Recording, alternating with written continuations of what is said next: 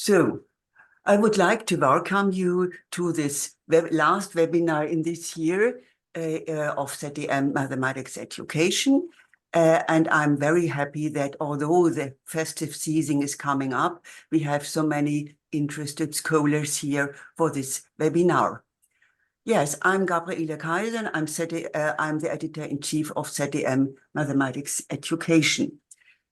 As you all know, a journal lives from a good balance between having special issues or papers from mainstream, but having, yes, very unusual, yes, groundbreaking, cutting-edge research as well. And this special issue is certainly one special issue which can be called cutting-edge issue. It's really trying to break grounds for reconceptualization or reconceptualizing language under the perspective of a social science perspective, bringing in very strong political activities and perspectives. And therefore, I was very happy. And these kind of papers are very important for each journal in math education. So I was very happy when Marta, Higinio, and Miwa actually accepted the invitation to edit such a special issue. So I'm very excited of seeing now a few authors with whom I have corresponded in the last few months very intensively. This special issue has already come out. So if you are getting, have you been in the library, you may have seen that in a printed format in the library. So I'm very happy that we now can hear a few authors of this specific special issue on, and in order to be very precise on the theme, reconceptualizing the relationship between language, mathematics, and the learner in mathematics education research. And I now hand over to the guest editors Higinio Dominguez, Miwa Takeuchi, and Marta Siver. The floor is yours. Thank you, Gabrielle. I want to start by thanking Professor Dr. Gabriel Kaiser for making this very special space in ZDM. We feel privileged, we feel honored, we also feel responsible all at the same time. So I also want to thank profusely my two colleagues, Marta and Miwa. We have worked so happily, I must say, right? So that has been the feeling among ourselves, right? Like lots of happiness working together, the three of us, and also working with all of the invited papers and authors. There have been very, very intense is a good thing, intense conversations among us as editorial team. And one of the most important decisions that we made is the invitation of emerging voices. Not all of us are emerging voices, but that was one of the first criterion that came to our table, right? So to really project voices that are thinking differently, right? And I think our field needs those voices tremendously. So this is the title of our special issue, number 6, Reconceptualizing the Relationship Between Language, Mathematics, and the Learner in Mathematics Education Research. I have been named the chair, which sounds very hierarchical, right? So my role is basically, right, I will be introducing the special topic. And then also keeping track of everyone's time. So this is how it's going to work. I will be giving the introduction. for 5 minutes. So those numbers in parentheses are minutes, right? So the synthesis paper, each of us, Marta, Miwa, and I, will take 5 minutes each, and then we'll open the floor to 6 minutes of potential discussion questions from our audiences. Then we're going to move straight into 4 invited papers. Let me just add this, right? It was very difficult, right? It was very difficult to invite papers because we respect and we love all of the voices and all the ideas and theories in all of the papers, the collection of papers, right? So how did we do this for transparency, right? So several criteria that we considered. Again, emergent voices was prominent, right? But also the representation of the 4 theoretical perspectives that we are bringing into this special issue. So that's sort of like what how we decided on these papers. But again, thank you to all of the invited authors to this special issue. So each paper, as you can see, will get 10 minutes to present, and then followed by 6 minutes of questions or discussions.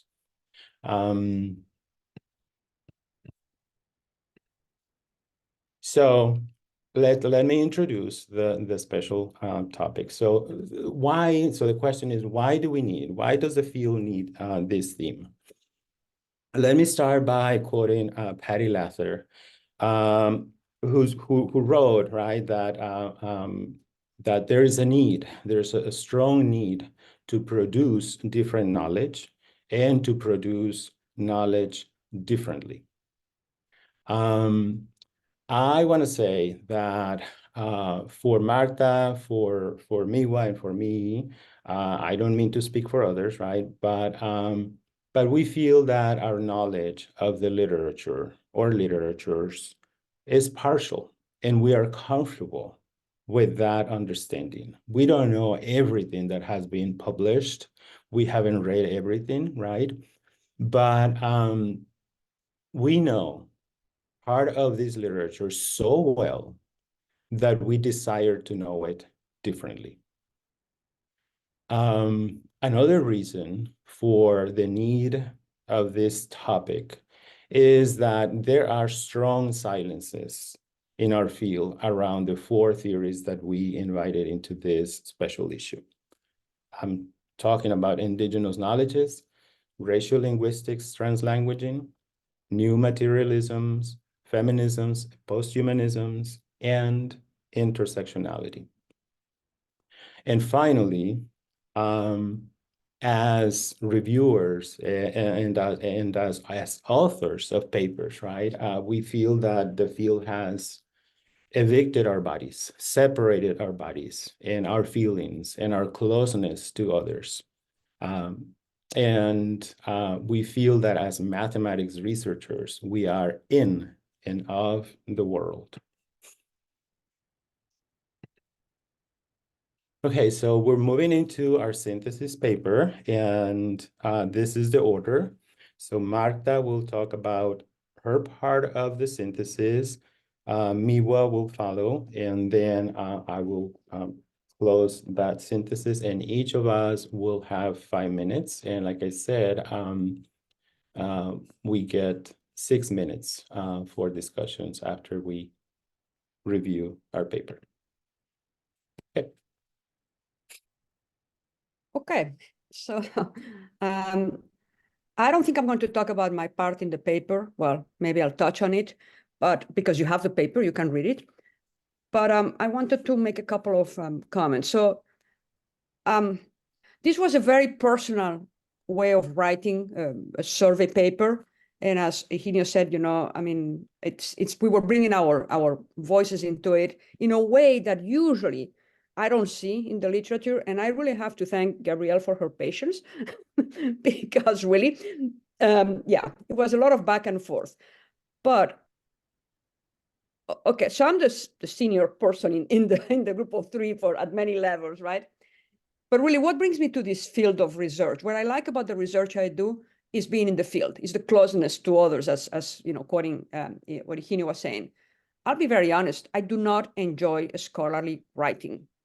I mean, full disclosure, because quite often I find it very dry and it removes us from the closeness to others. We follow certain rules. We have to, you know, there is certain patterns. The papers have to follow certain, I mean, structures. What I really like about this issue, in general, I'm not talking about the survey paper, is that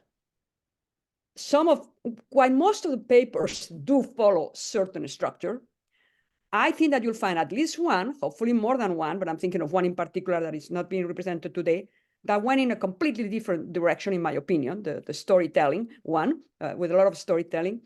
And I mean, again, I'm very, very thankful that Gabrielle, because I'm pretty sure that this was a very different paper, Gabrielle, and you know which one I'm talking about. And we were okay. I enjoyed all the discussions, and it was broadening my horizon, and that was one of the intentions, broadening the horizon for actually the math educational discourse. Yeah, so for me, this was the best experience, is to be able to write something that was different. Now, why is that? I mean, what I write in the survey paper is very personal to me because it has to do with what brought me to this work. And what brought me to this work was seeing, among other things, my own language. Once I moved to the Southwest, my own language, home language, which is Spanish, being devalued in the way that the Mexican immigrant students, it was devalued for them. I mean, you know, there were Mexican immigrant students with rich mathematical knowledge, but because they didn't speak English, you know, their knowledge and their language were devalued. So for me, that was the personal connection. And that's what took me to the whole issue about language, and particularly language as a resource, you know, building on the work of my now late colleague, Richard Ruiz, and also Funds of Knowledge, also building on the work of my mentor and colleague, Luis Moll. So I really want to acknowledge on one hand, you know, the work of these great giants that have influenced me, my own personal experience in the field, but also making a call for, like, can we find a way to convey research that is, I'm going to put it bluntly, less dry? Because, you know, sometimes some of these articles that I read, I'm talking now in general, I'm not talking about obviously that, I'm like, okay, yes, you could have said that much quicker and provide a little bit more of yourself in the story instead of all these jargony that we use. And believe me, with Higinio, I discussed that a lot because I still have a lot of problems, and I told Higinio I was going to say that, with a lot of the jargon that is being used in our own survey paper. Okay, so I think I'm going to stop here and move on to Miwa. Great, thanks, Marta. You still have one more minute if you want to add something to your part. No, that's why I wanted to move on to Miwa. That way we'll be okay. Okay, so yes, Miwa, please. Thank you. Well, thank you, Marta. That was amazing. And I really appreciate working with you for that openness and the boldness. Thank you. I'd like to start with what Sarah Ahmed said about the citation politics. In her book, Living a Feminist Life, quote, "Citation is a feminist memory. Citation is how we acknowledge our debt to those who came before. Those who helped us find our way when the way was obscured because we deviated from the paths we were told to follow." In this book, I cite feminists of color who have contributed to the project of naming and dismantling the institutions of patriarchal whiteness. Citation can be feminist bricks. They are the materials from which we create our dwellings. That quote orients us to phenomenological account of citation in our field. Curation process in our field, which includes synthesis, literature review, citation, and peer review process in journals, can either reinforce or challenge the historically built canon. whose voices are heard, whose voices are dismissed, or whose voices are actively silenced, are all political and situated in the historicity of coloniality, racism, and cis heteropatriarchy. In my experiences of peer review, I did experience the pain of being denied for my lived and embodied voices. I received reviews saying, I don't see the racism you are pointing out here. Is queer theory even a legit theory? Just called feminist theory. And even after paying $800 for professional copy editing, just because of my name, an editor asked me to send my manuscript back again to English editing. So when I was a doctoral student, postdoc, or assistant professor, I didn't necessarily know how to process those pain and how to confront injustices. And I kept internalizing these harmful voices of invalidation. But I also had great learning experiences from critiques that I received by caring scholars who showed commitment for scholarly rigor and for the betterment of the public and academic discourses. The reason why I said yes to the invitation to this special issue was based on this, my hope to enhance the space of care and transformation. And with this awareness, my hope for this special issue was to create a space to question the hegemony, power, and privilege in academic knowledge production, and especially around the issues of languages, mathematics, and the learners. And my review in the synthesis paper was based on my dialogues with authors and reviewers, and also readers, to challenge the traditional notion of languages and math and learner with the aim of promoting a more equitable and just mathematics education. In the context of math learning, embodied racial markers can impact on whose knowledges are listened, shared, and affirmed. The everyday linguistic struggles experienced by racially minoritized bodies shape challenges for mathematics learning, as well as possibilities for transformation. So if we bring in anti-colonial lenses, we can understand more about how learners' bodies can communicate extensively about mathematics and their agency beyond narrowly defined languages.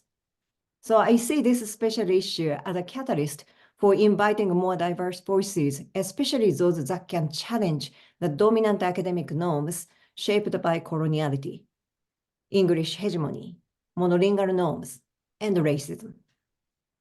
So from an anti-colonial stance, this special issue consciously seeks out authors located in various geographical locations who will bring forth heterogeneous socio-historical context which enrich our understanding on math and language. Our efforts are not yet complete at all. In fact, it's just a beginning, and I recognize that we need to keep questioning the hegemony in academic knowledge production towards anti-colonial relationality between language, mathematics, and the discipline, and the learner. And hope you can join this collective project. Thank you so much. Thank you, Miwa. Perfect timing. If someone can keep my time, I have the stopwatch here, but anyway, so I will do so. Thank you. Thank you. Last night I was reading our paper in preparation for this morning, and I found something very interesting, which is the idea, the construct of space. So these are some of the words that I found in my part: embodied, retrace, topographies, emerge, outside, landscapes, projects, situated, field, move forward, between, piercing through, reopening. In Miwa's section, immigrant bodies hiding, hostile spaces, displacement, connected spaces of happenings versus disconnected spaces of objects, racial markers, including English language learners. In Marta, I found the connection of parents and students, and confianza, which also includes this idea of nearness, of space, right? I'm mentioning this because in my part, I highlighted representationalism, and representationalism really feeds on this idea of stable knowledge and this idea of static spaces. So I'm going to be focusing on talking about space and also talking about representationalism. Space in mathematics education research, to me, mathematics education research feels like word problems. Juan has 7 marbles. His sister gives him 4 marbles. How many marbles does Juan have? If we look at these 3 sentences, they sort of like float in a spaceless sort of like environment. We don't know where this is happening. We don't know, when it happened. We don't know who Juan is. We don't know his sisters. We don't know their motivations. This is just abstract. This is just like, it has no space, right? Space in mathematics education research is primarily and predominantly understood as what Manuel de Landa calls extensive space, in the sense that for instance, we evaporate the real names of our participants when we write academically. We hide real research sites, and yet we provide quantifiable accounts of research spaces and participants. Mathematics education research is something that floats way above the realities and messy experiences on the real ground in specific and real spaces. I feel that our field has not embraced the concept of intensive space. And by that, the Landa implies a space that is connected, a space that does not have truncations, a space that has relationalities, a space that is real. It has not been quantified, it has not been metricized. Moving to representationalism. So in my discussion of representationalism, I really appreciate the comment by one of our reviewers who mentioned that this idea may not be familiar to some of our audiences. And so I used the example from one chapter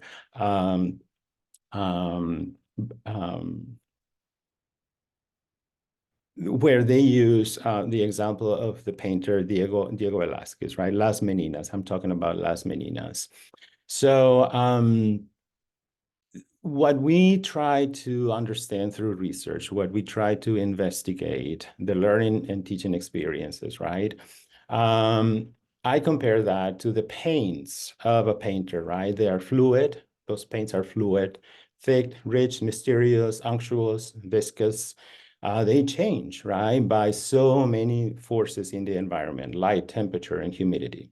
What happens is that as soon as we apply those paints on a piece of canvas, they dry up, right? And so there we have fixed them, we have immobilized them, and we do that to represent what we think we have come to understand, right? And so this is representationalism, using the comparison of painting and a painter.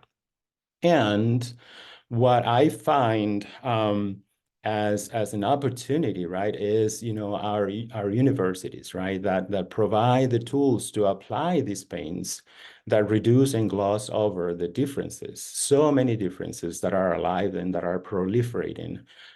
Differences that are too untamed to paint.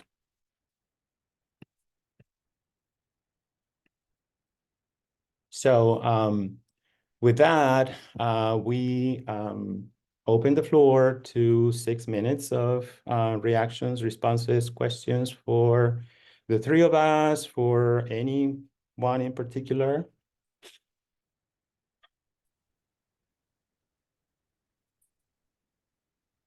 Thank you very much, Higinio, for sticking exactly to the time. So I think you now should close your screen, and then we can start with the first presentation. And please upload your or share the screen on your own so that you can control the slides by your own, which is much more convenient.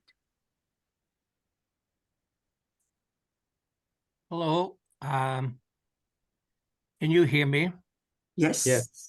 Yes. Hi, my name is Marshall Gordon, and I wanted to comment about Miwa's notion of challenging the traditional language. I could not agree more. And the language that I have been working to challenge is the formal language of mathematics as it's presented. It has its roots in Plato's world of forms, and as such, students are presented with the proofs and arguments, and the absolutely necessary texture of the argument is missing because it's been formalized. And so I introduce heuristics, which is the language of investigation, as versus the language of demonstration. So, for example, a student sees a formal argument, a demonstration, and then they're given something new to do. Well, all they have seen are techniques that worked in some context, but they don't have a way of engaging it. The language doesn't provide for that.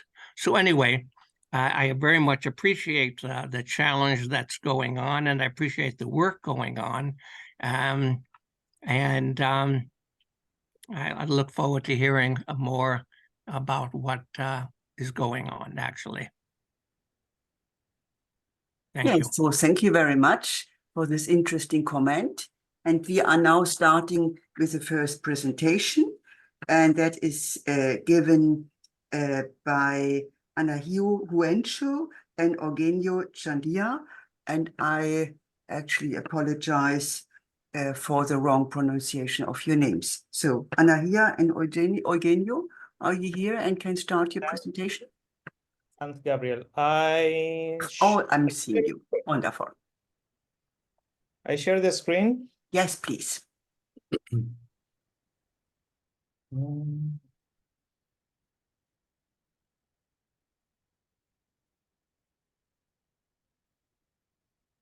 Oh, sure. Yeah. Can you see the Yes, perfect. Perfect.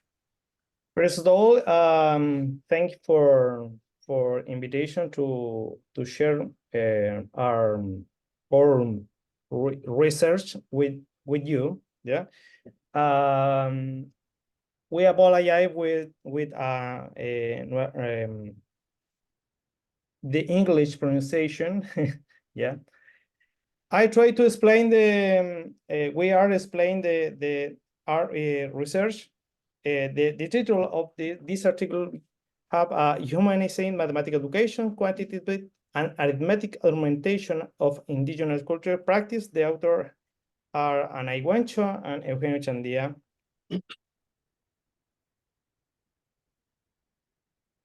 Well, our problem is supported by the following points: culture-based mathematics. Research showed that the value of diverse way of thinking has often been overshadowed by culture-based mathematics. However, it's possible to note effort to include local cultures, as like in Chile. This is for UC. Society of mathematicians and educators have thoughts to integrate local human culture and mathematical thinking of indigenous community into mathematical education. This is for struggling daily with the oppression of not dominant cultures. This has had a lasting effect on how they think and record information. This poses a challenge of multilingual post-colonial education. As like Chile, a multilingual post-colonial country, effort had been made to teach and learn mathematics in indigenous language. This has required to the development of new recording system and language structure embedded in cultural practice. Then our aim objective is analyze how indigenous student assimilates cultural practice of encoding and decoding through a historical numerical recording artifact known as Puron. It focuses on understanding the connection between language, mathematical thinking, and this cultural artifact. We must then understand the relationship between language, culture, and mathematics. Also, like you explain something about that. Language and mathematical reasoning. Barton, for example, proposed that each language encapsulates a unique mathematical word, influencing the reasoning methods within the culture. This supports the idea of the co-construction of knowledge. Among language, culture, and mathematical reasoning, this triadic relationship is a vital aspect of revitalizing cultural practice and associated way of the thinking. Edmund Waden, in 2018, present a model for this triadic relationship, has a like you see in the figure. Bidirectional relationship, identity information emerge that this intersection, identity emerged of the intersection of language and culture. Cultural activity stems from the need to solve problems, and cognition developed from the mental constructions associated with language as a numerical system.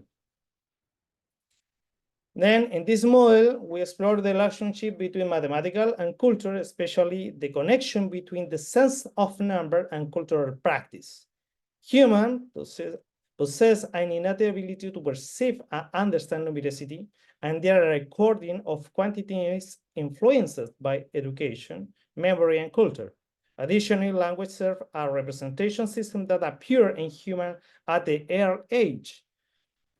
It's important to note that alternative representation system also exists. Children learn associate number word with quantity at early age within their cultural context.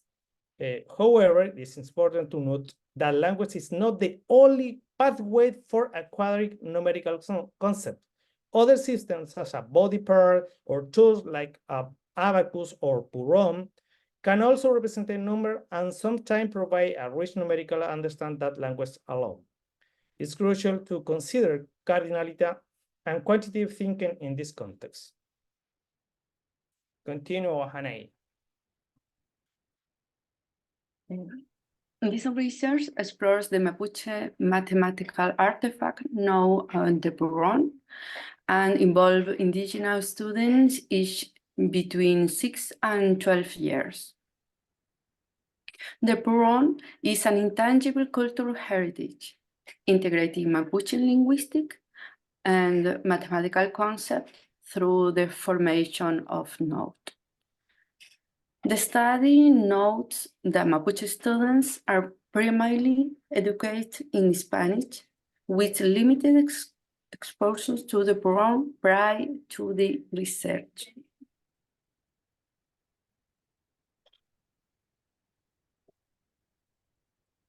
Forty-five students from 1st to 6th grade were selected from primary school located in rural multi-grade Mapuche community within Araucanía region of Chile. This project was a collaborative effort involving school teachers, Mapuche elders, and the study authors. It comprised 4 education sessions, each lasting 19 minutes. These sessions mirror the traditional Mapuche learning approach, which encompass observation, active participation, and sub-question discussion and reflection on the experience.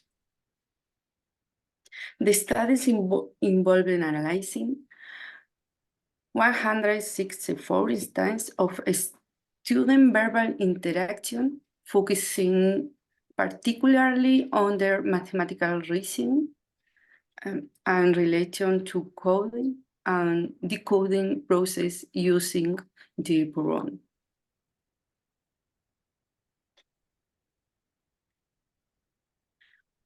Outcome of each lesson. The first lesson aimed to develop a university understand coding and decoding system, aligned with the Mapuche numerical system. A student comment illustrates this. A student demonstrated and understand of correlating the sign of node with numerical values adhering to the Mapuche numerical system, as a line you see in the second part.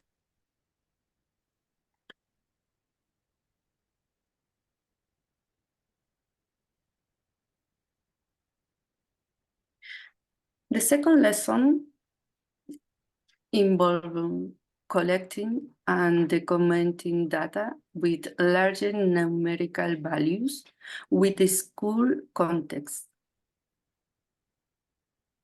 A student observed.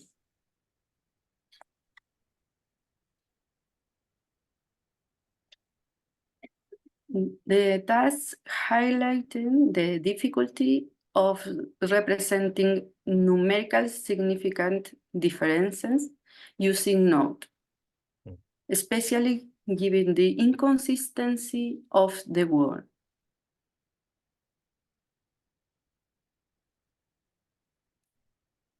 The third lesson's goal was to foster comparison skill, promoting students to evaluate and quantify difference. This is an example of their comparative analysis.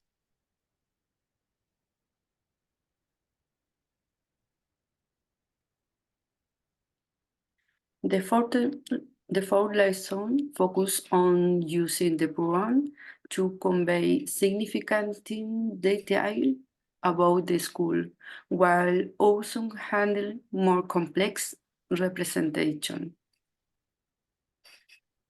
A student explained. The lesson advanced students' understanding of the Buran for representing large numbers, incorporating positional markets, and using the absence of a node to signify a zero.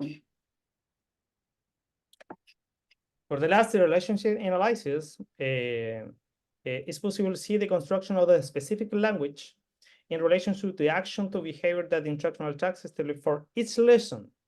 The history in the program, both with and without order, is an important issue.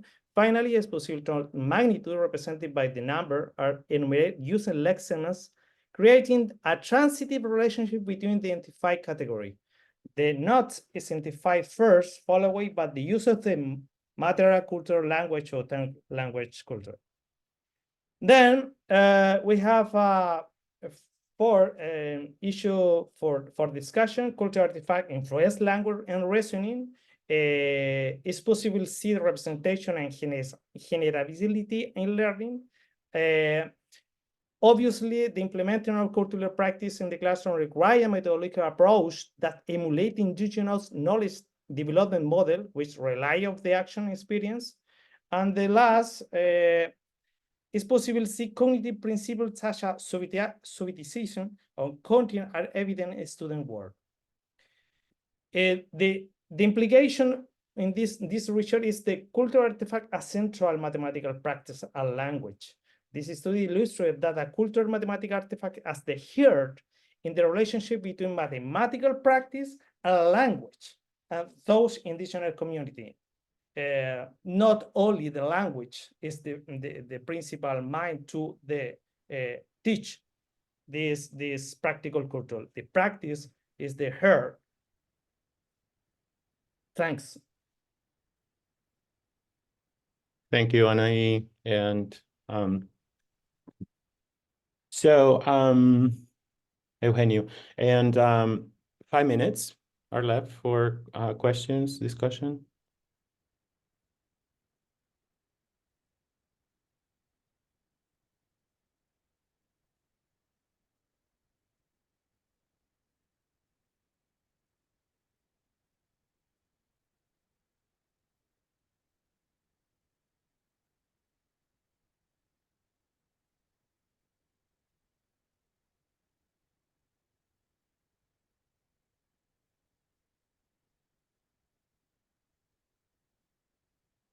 Okay, if there is no question, then I would like to ask one, namely, what was the reason for you to carry out this kind of research, which was not very easy to carry out?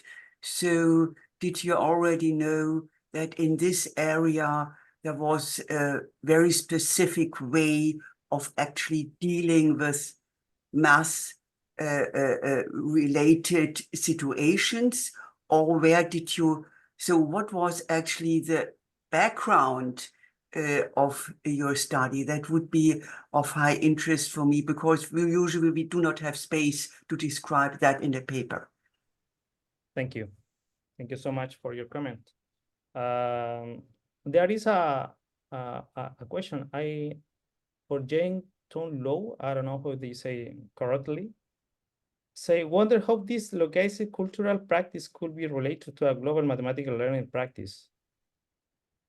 Our research put the intentionally in the artifact. All cultural practice have an artifact in the sense of the anthropological issue. Yeah, this artifact is a technological, which have a knowledge. Into this knowledge, there is a lot of mathematical knowledge and cultural knowledge too. For this reason, our research have the point in the practical knowledge and the identification of this artifact. All culture have practical cultural practice and have artifact. And this is a key for develop in each local culture. First, locate and identify this practical tool that have an artifact. This is is possible localize and global mathematical learning practice. Thank you very much.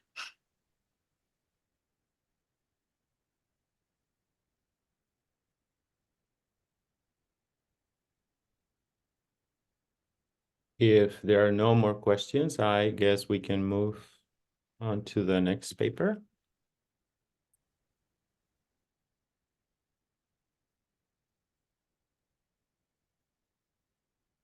And I believe that's our paper.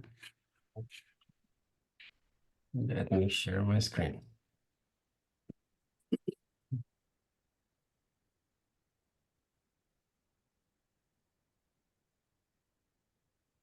Bienvenidos, bienvenidas. Gracias por estar aquí. Thank you for being here. Our paper is titled Reorienting Listening Subject Positions, Incouple Numbers, and Dedómetros. Listening for Meaning in Bilingual Children's Mathematical Lexical Inventions. Romina, we see here the presentation mode. Maybe you can change. There Yes, you go. that is wonderful. Perfect. Thank you. I'm going to tell you a story.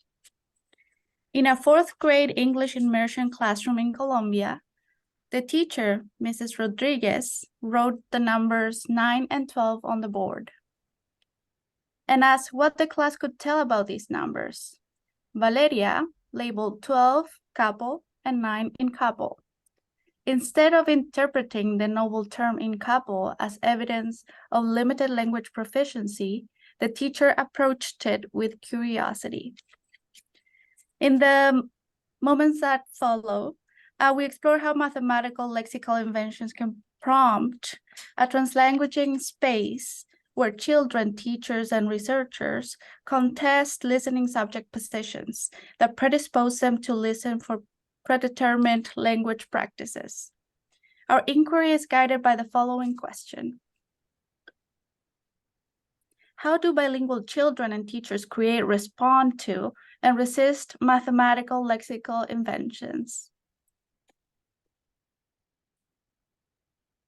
So we drew from two places where we were able to witness children actually engaging with this kind of translanguaging practice. And we're going to focus on one classroom that was a 4th grade classroom in Colombia, English immersion with 25 children speaking in Spanish at home primarily. And the teacher, Ms. Rodriguez, a Colombian teacher, using English mostly during math time and typically redirecting students to use English whenever she heard Spanish being spoken. And in that context, we see a little bit of what we were able to notice in the literature that we reviewed in terms of translanguaging mathematics, in the sense of the teacher making efforts to be able to welcome how children were using their different languages as sources of mathematical meaning. So we were to see how these ideas of not only language in mathematics, but also translanguage in mathematics were present in that particular classroom. And one of those specific examples was lexical inventions, which are those made-up words that don't necessarily exist formally in a language, but that children just create and that sound like a part of the actual language. So we were claiming pretty much that a lexical invention is a form of translanguaging and that coining words is part of mathematical practices.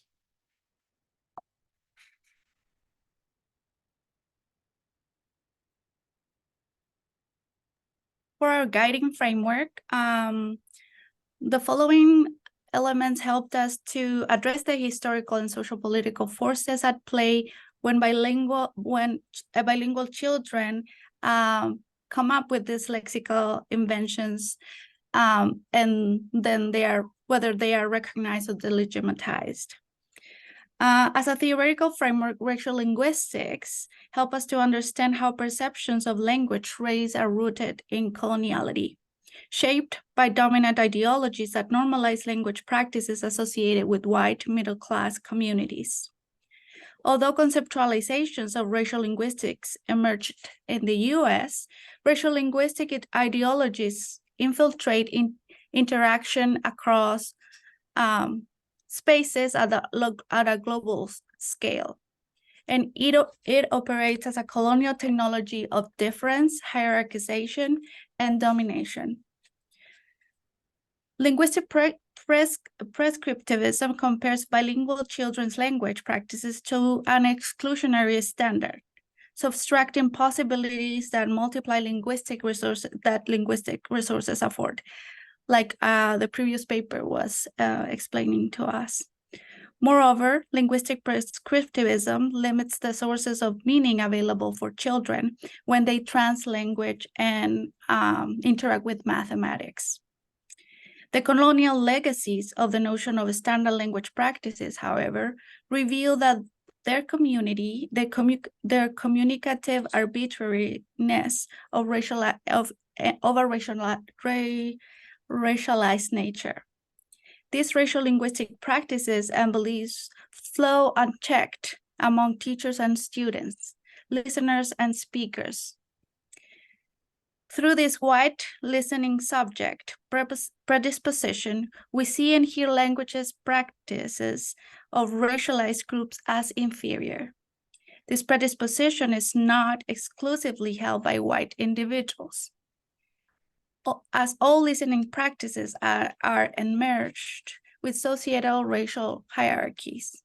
As such, any one of us can adopt white listening positions, judging their own or others' language practices. In order to analyze the way lexical inventions come up and change what happens within classroom context, we drew on Leyva's methods around moment analysis of translanguaging spaces, which ask us to identify not the sort of typical generalizable nature of language within a specific context, but rather to look for particular moments that are both creative and critical. Creative in that they give rise to something new, and critical in that they engage in some sort of transformative in the space. In order to analyze these moments, Leyva suggests that we look for both their emergence, so how they come out, their influence, what they're able to do once they're out within the space, and the responses that come up within the group, the context, or the sort of moment has occurred. So that was precisely what we were able to do with the data. And what we noticed is that there is this complex interaction between mathematics and the racial linguistic ideologies, meaning that there was not necessarily an idealized translanguage space where all of the language practices were being welcomed, but at the same time that these language practices were taking place, racial linguistic ideologies were filtering how both the teacher and the children, and later on, the three of us as researchers were taking on these practices. So this is what we took as the emergence of the moment. This was a side conversation that I was here, where Valeria, one of the children, asks for a word, the word par in Spanish, and Dionisio responds, kind of asks what par, she gives an example or a context of par, and then Dionisio offers the English word couple. So here Valeria is using Spanish, but she's using it privately. So we already see a little bit of translanguaging because she's using that to prepare for her presentation to the whole class, but she does this in secret. So she's aware that this is a transgression in her classroom. And then Dionisio offered the word, which in Spanish, par can mean couple, but we believe, and we're going to talk a little bit about that Valeria was actually looking for another connotation of the word, which means odd. So with that, she creates her lexical invention, which is this one. And it's the first part of how the lexical invention influenced the class. So Valeria points at the number 12 and at number 9, and she calls number 12 couple and number 9 incouple. The teacher asks what she means. Valeria just states or restates that she means that 12 is couple and 9 is not, and the teacher kind of like clicks with that idea and asks why 12 is couple, to which Valeria responds that it's couple because it has half, which the teacher revoices that it can be split into halves exactly.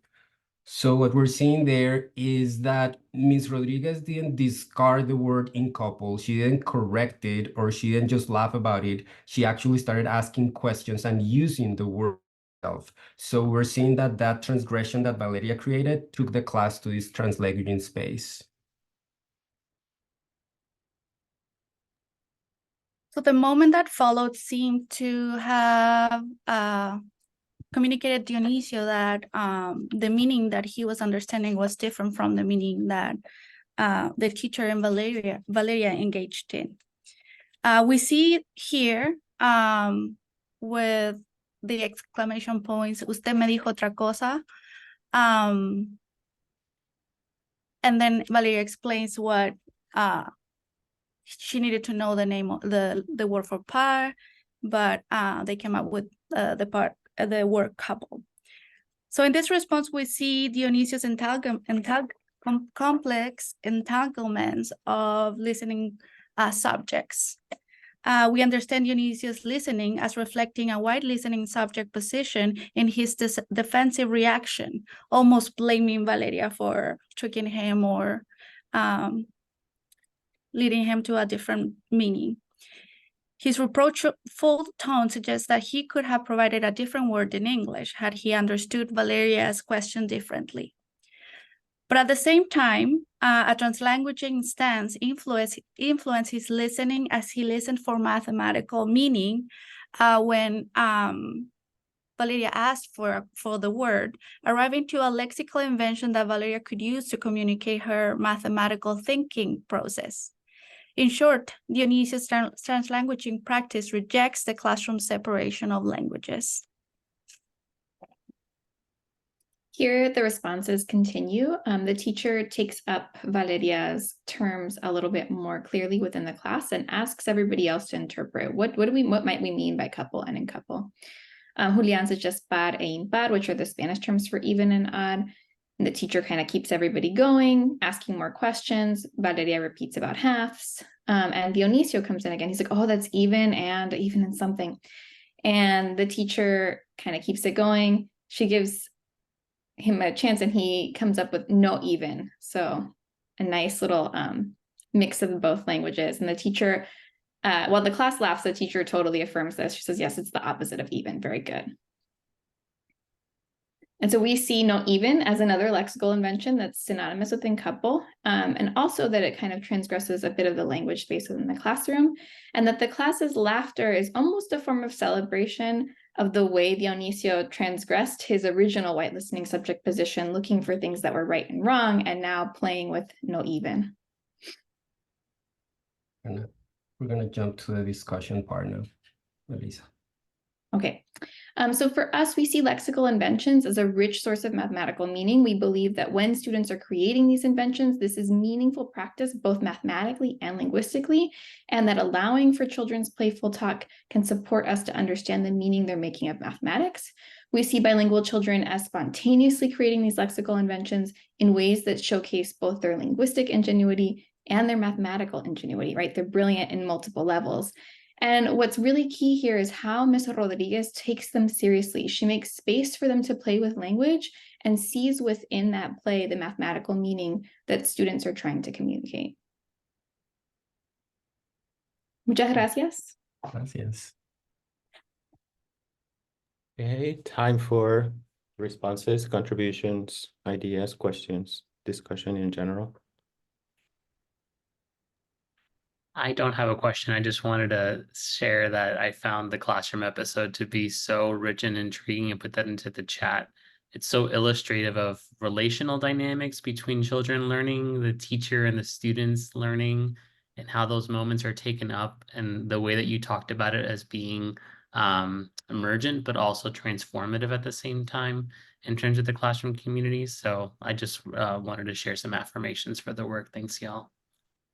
Thank you. Listening to Higinio, Marta, and Miwa earlier, I kept on thinking about how we could have written or presented the paper in a way that is richer, more like humanizes and shares the enthusiasm and the humor that we were observing, and the math meaning making that we were observing and feeling when we were there.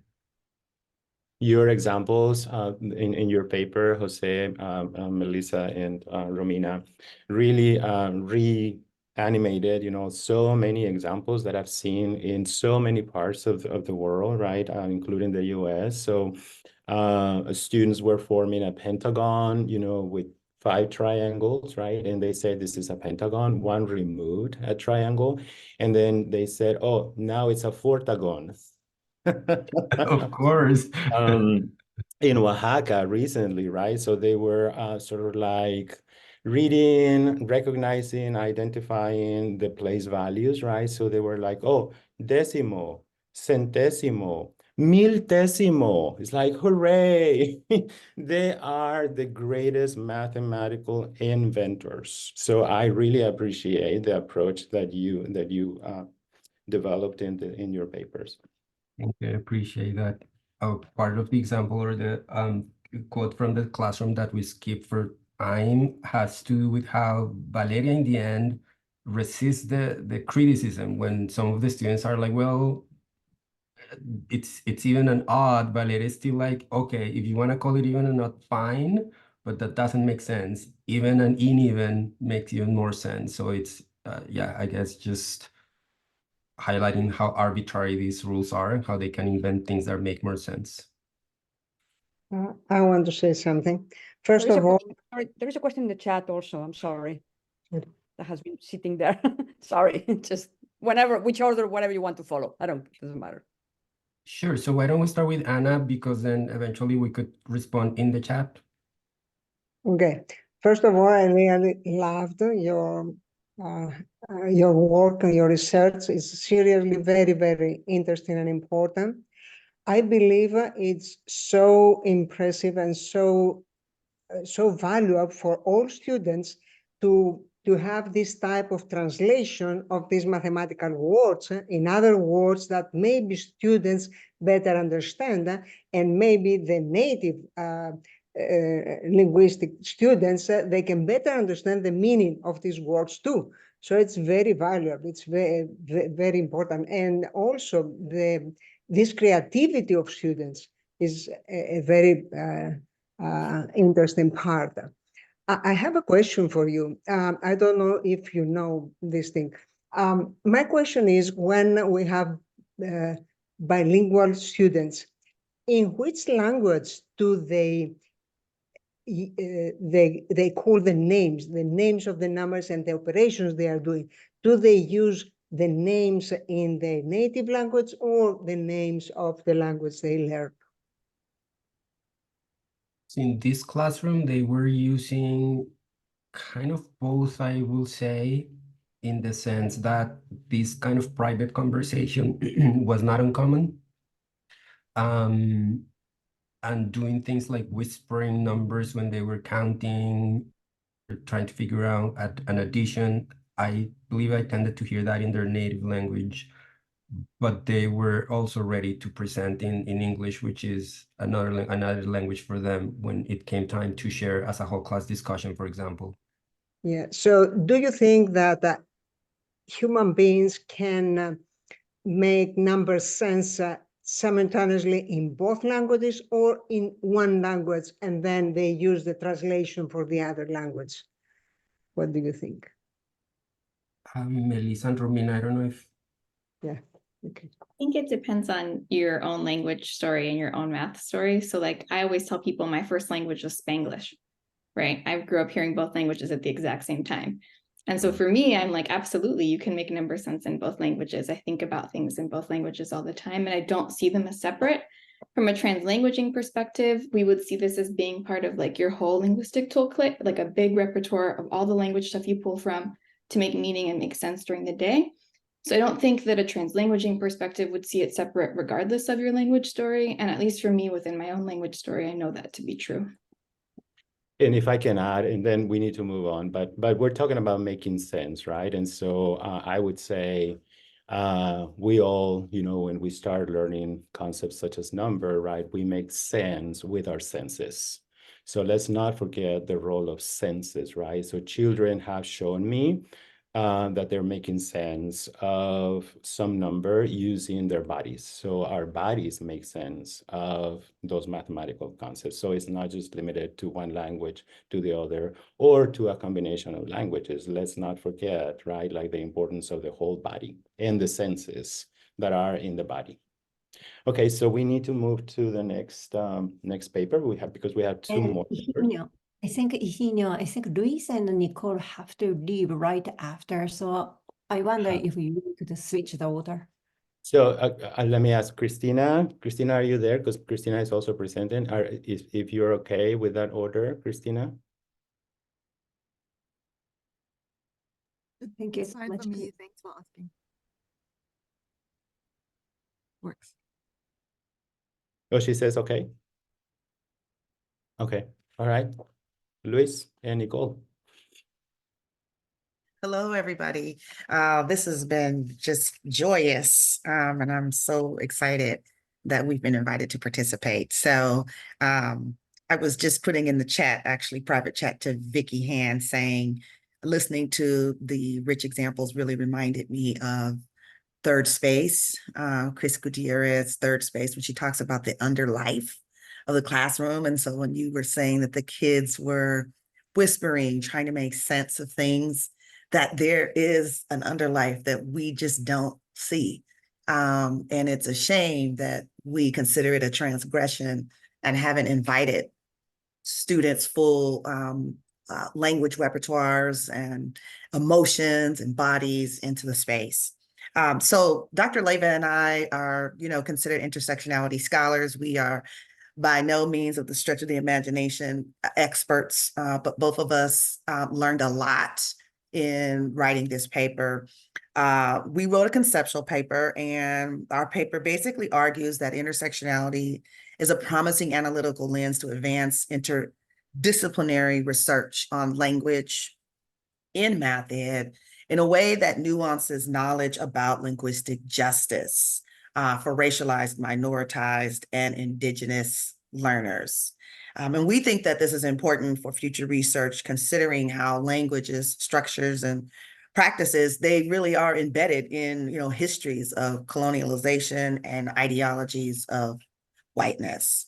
We define linguistic justice using April Baker Bell's definition, which says transformation of racialized colonialist practices to foster culturally affirming learning opportunities that honor minoritized language practices as sources of knowledge production. Dr. Leyva. Thanks, Dr. Joseph. So I'm going to give you a sense of the structure and the methods of our paper, and then also giving you a sense of some of the findings that we reported. We're doing high level here, y'all. So if you would like to dig into the piece and get into the nitty gritty of it, you can. So this is going to be a high level overview. So we conducted a scoping review of 3 sets of literature to motivate our argument around the use of intersectionality for the advancement of linguistic justice in math education research. Those 3 bodies of literature were literature that looked at intersectionality in language education, literature looking at intersectionality in math education, and then the body of work that looks at language and math education from a socio-political orientation. In total, we looked across 79 publications that were published between 2014, which was the year that the first special issue on language and math ed was published in ZDM, through 2022.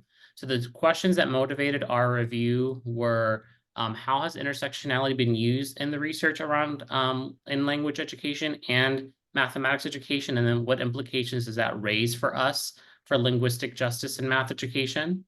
And then what insights can we are seen in terms of literature around the sociopolitical inquiry of language and math education, and how does that highlight needs and opportunities for intersectional inquiry? We ended our paper with a reimagining, a potential reimagining through the lens of 3 studies that were illustrative cases. And we had purposefully selected these 3 as illustrative cases because they in some way either centered race or indigeneity. They had variation across their research methods, so qualitative, mixed methods, quantitative, and the nature of where the study took place geographically, who the participants were, teachers or students, and then also variation in the extent to which intersectionality was engaged in their in the studies. And in that concluding part of our paper, we illustrated how those cases in different ways advanced ideological or institutional disruptions of linguistic injustices in math education through their analyses. So what I'll do at this point is just give you a high-level sense of the findings from our scoping review and a glimmer into those 3 cases. And then Dr. Joseph will conclude us in terms of forward-thinking comments and our concluding arguments for the paper. So in the scoping review, when we looked at the literature on intersectionality in language education, we uncovered that there was a body of work that looked at multiple levels of influences, so school level, state level, national level, that conveyed multiple levels of oppressive influences. Much of this work focused on emergent bilinguals who hold disabilities, so trying to really wrap our heads around the intersectionality of ableism and linguicism. But what we noticed is that there were some moments in these pieces where they were making nods to racially minoritized students who held those identities, who were disproportionately placed in special education classrooms or have limited access to academic achievement. But by and large, race was oftentimes left implicit in that inquiry. We also saw a second strand in this body of work around agency and identity among language educators. So how do language educators negotiate their identities with their adoption of inclusive pedagogical practices, and how students negotiate their sense of identity and broader intersectional narratives around race and gender as language learners, and how teaching practices oftentimes left those narratives unchecked for students. Race was more central in that area of inquiry in language education research, with some attention to gender and sexuality that was oftentimes missing from the work that looked at multiple levels of oppressive influences. But what we were seeing is that this body of work, although it was in language education, when we think about the disciplinary culture of language education, there's more of an invitation to talk about issues of power and identity. Whereas when we think about mathematics education that gets socially constructed as a neutral space, there's less room to think about those things. And so that pivoted us to think about what are ways that how the disciplinary culture might actually leave some of those pedagogical practices that reinforce linguistic injustices more readily unchecked in mathematical learning spaces. So that's when we pivoted to looking at work around intersectionality in math education. So this body of work allowed us to look at a couple of strands of literature. One was around frameworks that have been proposed around inclusive pedagogy that had some level of argument for attending to issues of language. This body of work also uncovered insights around structural inequities around achievement and around classroom participation and intersectionally marginalized students' experiences of both oppression and agency as mathematics learners. Interestingly enough, when we looked at this literature in math education, we saw that language was largely left implicit in these analyses that had centered race, culture, and gender more readily. And so this brought us to begin to think about, you know, our lens of intersectionality of how can we begin to fold in linguicism and language as an issue when we think about intersectional theorizing. And then the last third of our scoping review was looking at literature on sociopolitical inquiry around language and math education. And this body of work orients itself to looking at how classroom teaching either upholds or resists dominant ideologies of language that implicates access to achievement and positive mathematics identities for linguistically minoritized students. So this broader question of whose languages and what languages count in mathematics learning. When we looked at this body of literature, there's been a lot of reviews of research in this area that have critiqued how unidimensional this body of work has been and calling for more of an intersectional uptake of understanding language and linguistic practices within mathematics learning. So when you think about the racialized history of Afrikaans in South Africa, for example, and the implications that that might have for learners. What I'm going to do in the last few minutes is to give you glimmers into the 3 illustrative cases. In the piece, we illustrated 3 cases of studies that we had reviewed, one being around indigeneity and language learning in mathematics, where we saw a big takeaway here was how oftentimes it was left implicit, how socioeconomic situations, this took place alongside Australian indigenous students, how the socioeconomic differences can mediate test score differences when we think about mathematics achievement. The second case focused on racial and linguistic empowerment and how mathematics teachers in South Africa thought about issues around pedagogical practices that confronted race and language, especially in a context in South Africa where English was the dominant language.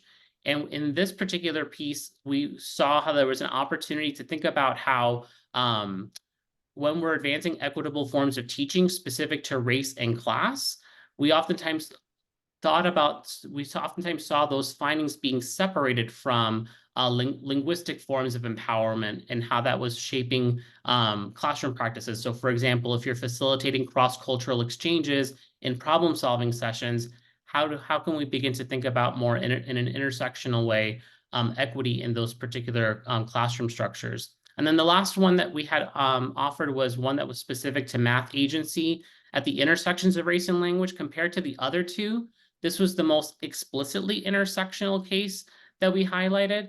But when we looked at what was actually examined in this study, there was room to really think about how notions of ableism and cis-heteropatriarchy that were uncovered in some of the work in language education leaves us with room to uncover those pieces in future work. And I'll pass the microphone to Dr. Joseph to close us out. So I have 3 points, but I'm only going to say 1. Intersectional analyses really does allow for the deconstructing of normative practices in teaching and learning specifically. And it helps us to reveal nuanced insights about both resisting the interplay between power systems and individual agency of minoritized learners. And we definitely need more research, intersectional research in this area. Thank you. Thank you, Nicole and Luis. I think we have time maybe for one quick question.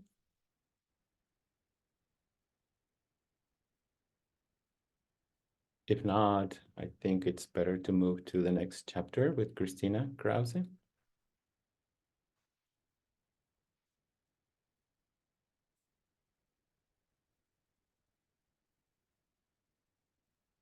Hi. Yes. Thank you. I eventually got to finish some slides and actually got to make it for the whole webinar, which was a little bit on the edge. But it's really a pleasure to listen to all these presentations and to actually realize how well my work actually fits in this language and reconceptualizing language area. Until like a year ago, I think I was not aware of that that much. So I will tell you today about something that's very close to my heart.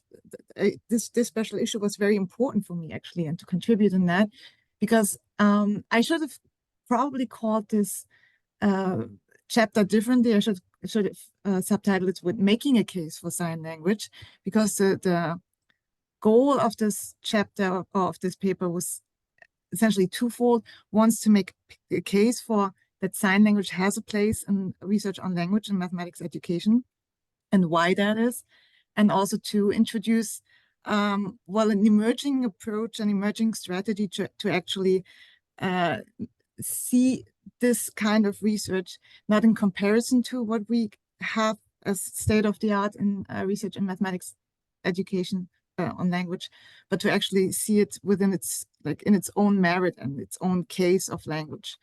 I'm sorry, and there's a lot going on here. There we go. Yeah.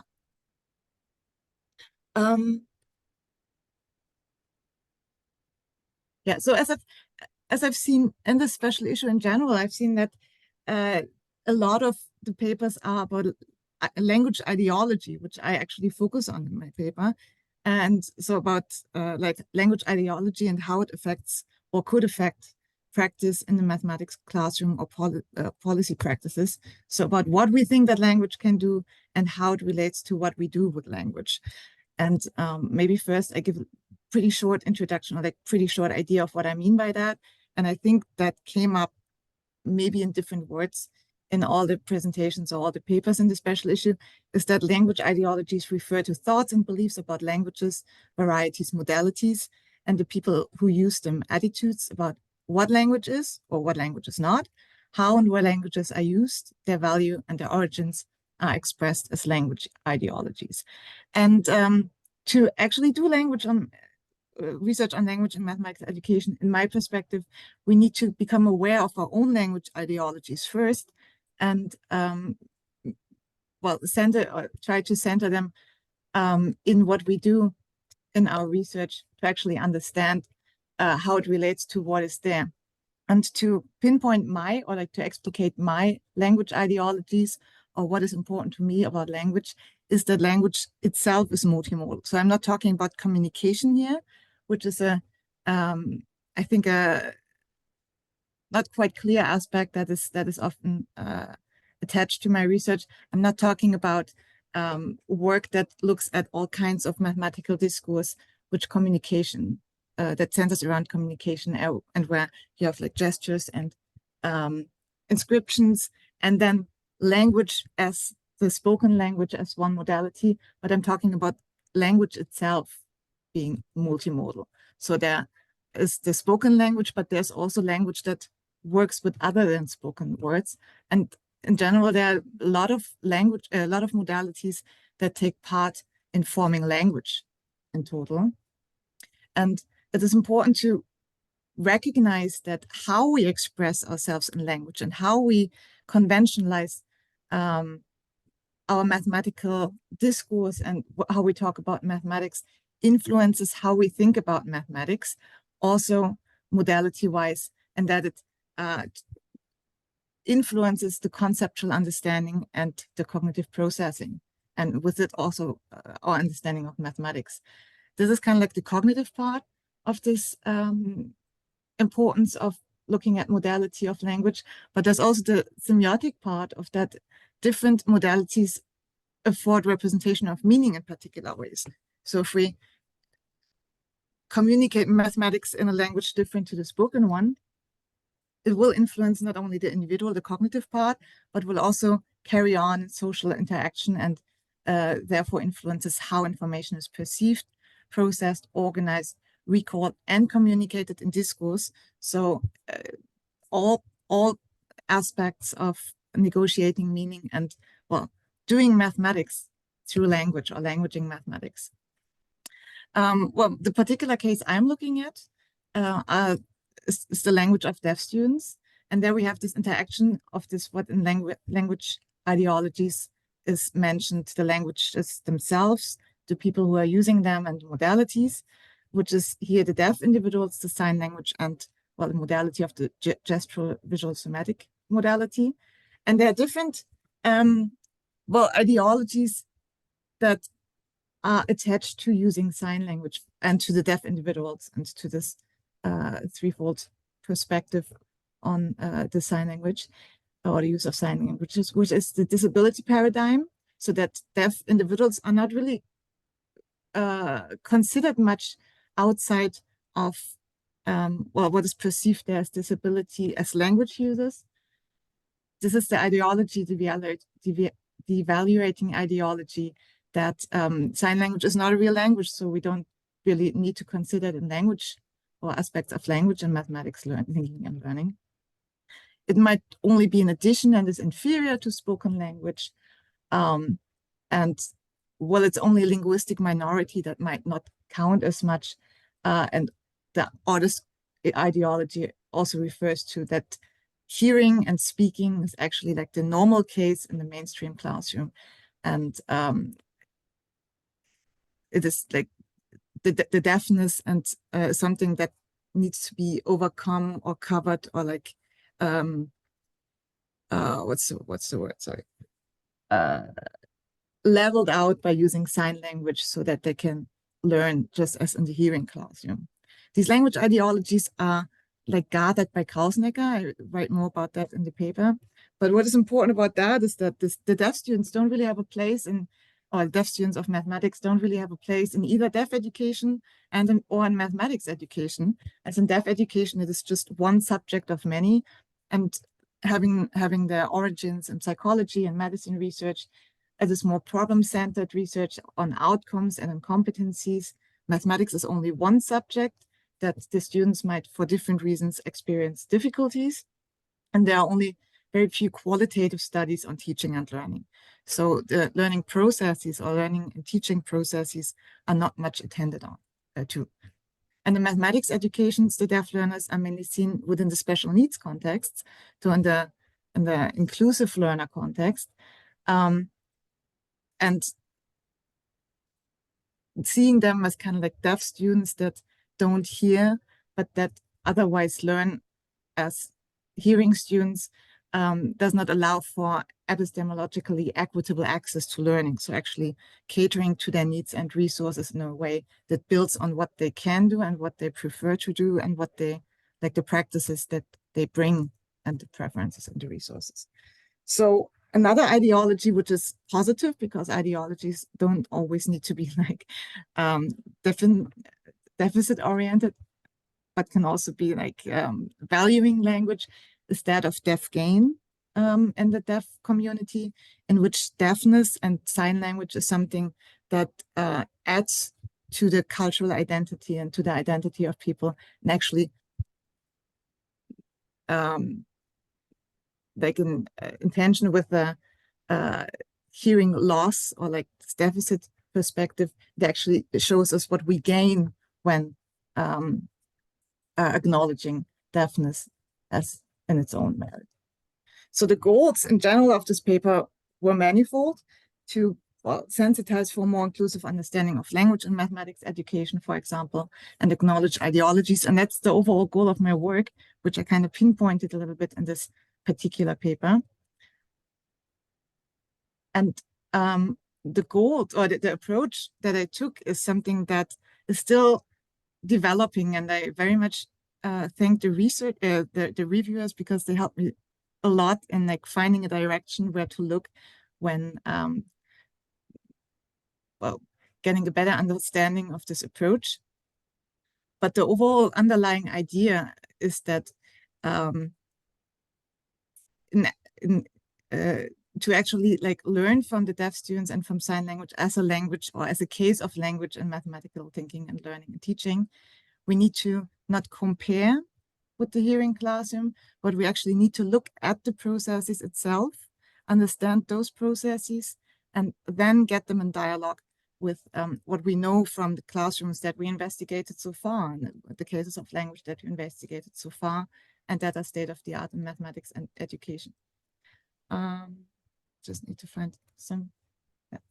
And I'm adopting, or like I'm trying to adopt a approach by philosopher François Jullien from France, in which he originally I'm sorry, I can't use this word, tries to understand the relationships between two cultures. So he's in the cultural context, and he does not compare them, but he tries to understand or tries to reconstruct what lies in between them, like in the distance that is neither the one nor the other in the culture.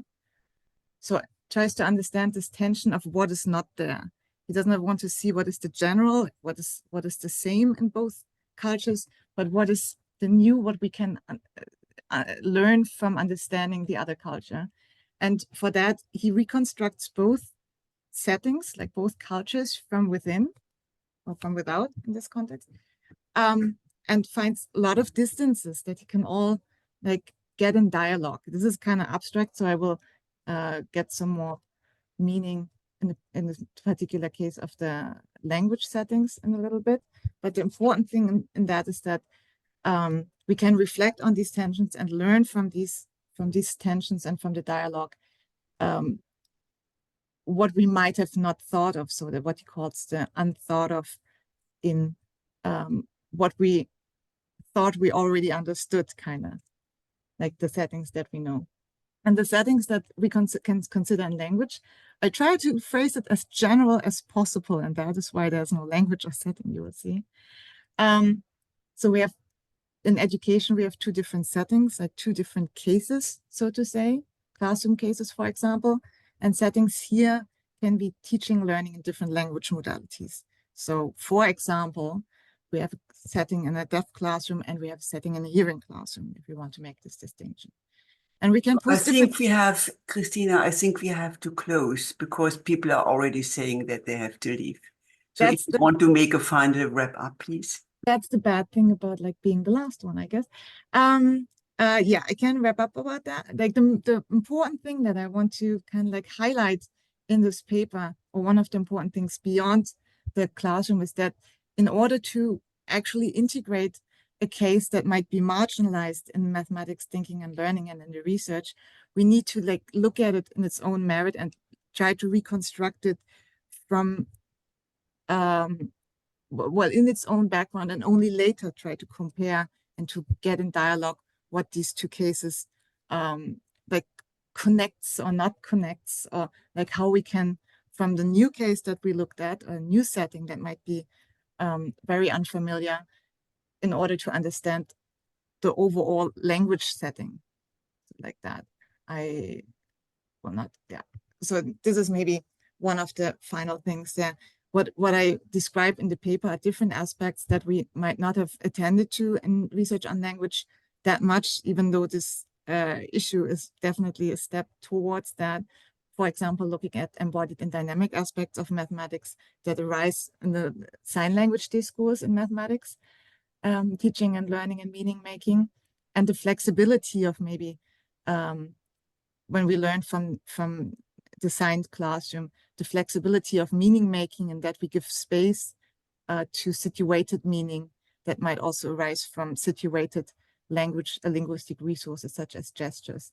And everything else, I would say, because there are more questions arising, of course, you can either ask me at another occasion or some conference, or just read the paper for now. I'm always happy to talk about that, and I hope these things become clearer in the future. And one thing is important to me. I really wanted to thank the reviewers, especially reviewer one, and they wanted to get in contact with me because there were such thought-provoking and engaging comments that we really would like or wanted to engage more in conversation about that. Thanks, everyone. Yeah, thank you, Christina. And I would like to give the last word to the three guest editors, Higinio, Marta, and Miwa.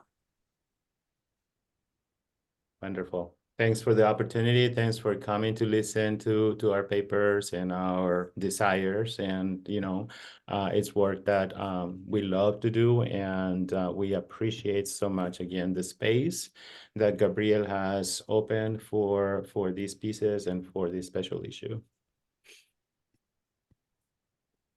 I think we're out of time, Gabriel, is that correct? Marta, Miwa? No, I mean, I don't have, I mean, just exactly the same thing. I mean, I'm really looking forward to the next generation of articles and research pieces, whatever that may come out, hopefully inspired by some of the pieces in this issue and the messages that we were trying to send about, you know, bringing our personal experiences into the work, I think.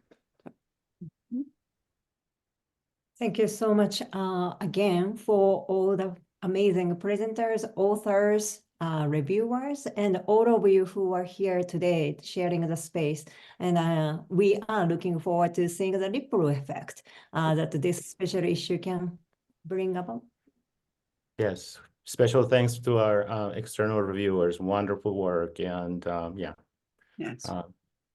So thank you very much, especially to the three guest editors who have really worked very hard. I mean, when I invited you at the beginning, I think you didn't know how much work it would be. Otherwise, you would have said no. So thank you very much for really not losing your patience with me and with ZDM. And especially, of course, great thanks to all the authors and, of course, the reviewers. But I was very thankful now for having the chance actually to see a few of you with whom I had corresponded so strongly and actually to understand much better the whole discourse. So I really hope that this special issue will get the attention it really deserves within math educational discourse. And there is certainly the chance to continue with another special issue in this area in a couple of years. So thank you very much. And yes, wish you a nice evening and of course a peaceful festive season. Thank you very much, everybody. Mm-hmm.